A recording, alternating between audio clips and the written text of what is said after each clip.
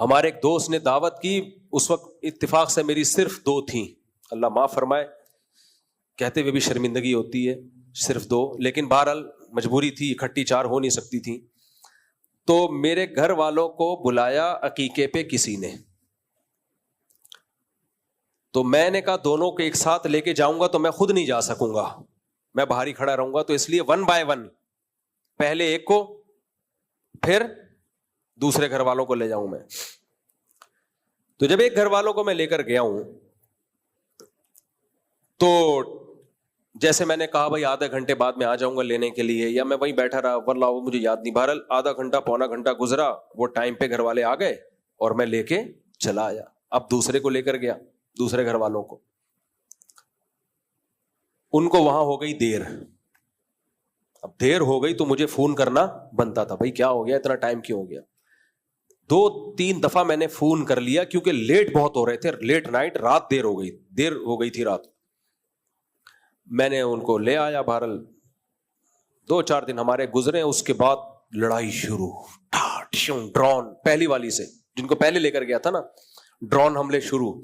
Drone بالکل وہی جو ابھی مودی اور پاکستان کا چل رہا ہے. پہلے لائٹ فائرنگ, ہلکی ہلکی. کیا آپ کے دل میں میری کوئی ویلیو نہیں ہے؟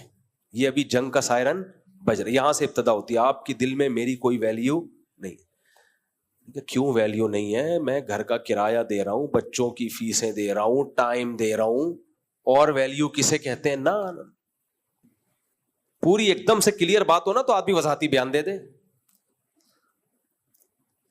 تو یہ ہے فلانا ہے اور یوں ہے, اور میرے اوپر ایک تو سوکن آئی ہوئی ہے, اوپر سے ویلیو کس کو دی جا رہی ہے؟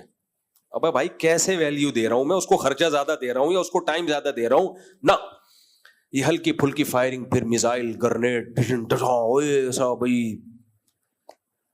جب اس کی ڈیپ میں گیا تو پتہ یہ چلا کہ جنہوں نے گھر میں دعوت کی تھی نا عقیقے کی, ان کی خواتین کا کہیں بعد میں رابطہ ہوا پہلے گھر والوں سے, اور ان کی خواتین نے ہمارے پہلے گھر والوں کو کہا کہ جب آپ آ کے بیٹھی تھی مفتی صاحب کا ایک فون بھی نہیں آیا, جب دوسری آئی تھی کم سے کم 5-6 کالیں کی ہیں, اتنی فکر ہے.